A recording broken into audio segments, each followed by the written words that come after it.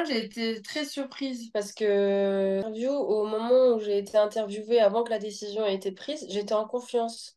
J'étais en confiance pour la simple et bonne raison que quand on regarde la biographie qui est dressée de mon portrait sur le site de Forbes, il est bien mentionné que je suis réfugiée palestinienne, que je suis née dans un camp palestinien et que les engagements qui ont été les miens, mon parcours, l'organisation que j'ai fondée, tout ça était étroitement et intimement lié à mon parcours, mon identité, mon histoire familiale. Donc je m'attendais pas du tout à faire l'objet enfin être ciblée ou en tout cas à ce que ça pose problème.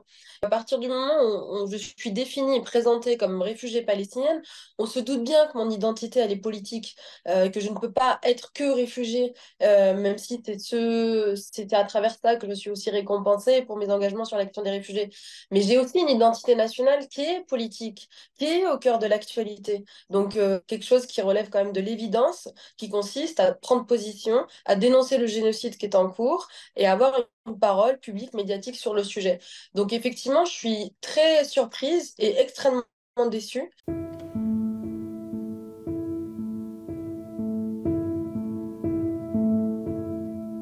Les accusations en fait de Arthur reposent, à mon sens, sur un extrait qui a été diffusé, pas par lui directement, mais par des personnes qui le soutiennent, qui fait 7 secondes, qui est celui d'une interview que j'ai accordée au média Le Crayon. Ils ont communiqué, ce média, l'extrait de Vrai ou Faux, où la question, on me demande si le Hamas est légitime pour opérer. Et dans l'interview, je développe que le Hamas, selon les résolutions notamment des Nations Unies, est un groupe armé qui se situe dans un contexte de colonisation et d'occupation des territoires, et que de fait, selon les résolutions des Nations Unies, la lutte armée est consacrée. Néanmoins, le mode, c'est pas parce qu'un groupe a une légitimité pour exister que son mode opératoire est parfaitement légal, et que c'est dans ce cadre-là que le tombe sous le coup des lois internationales s'il enfreint justement ces lois. Les attaques d'antisémitisme, je ne les comprends pas. C'est-à-dire que vraiment, c'est de la pure diffamation. On ne sait pas sur quoi ils se basent. Je ne parle jamais de la confession des individus. Je parle toujours du régime israélien, de l'État israélien. Je ne suis ni poursuivie ni condamnée pour les choses qui sont évoquées dans la story de Arthur. Et d'ailleurs, c'est ce que je reproche à Arthur. C'est que quand on est convaincu que quelqu'un est antisémite ou qu'il fait l'apologie du terrorisme, on va devant la justice. On est dans un état de droit.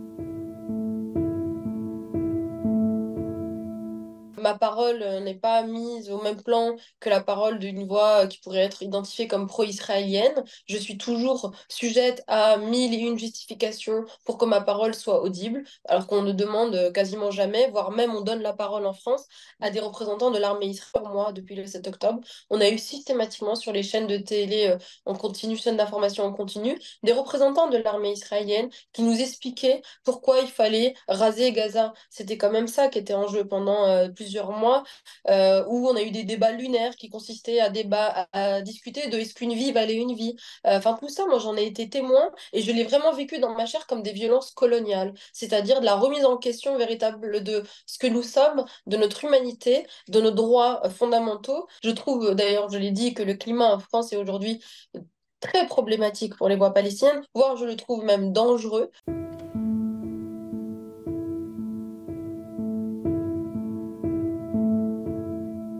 Un des facteurs qui a motivé ma décision de partir de cette façon précipitée, c'était les menaces et c'était les intimidations qui pesaient sur moi. Mon numéro a été divulgué, mon adresse aussi. J'ai reçu des menaces de viol, des menaces de mort. Mon nom a été mis sur un obus israélien qui a été envoyé à Gaza et on n'a eu aucune parole d'homme ou de femme politique du gouvernement actuel qui consistait à dénoncer ces méthodes.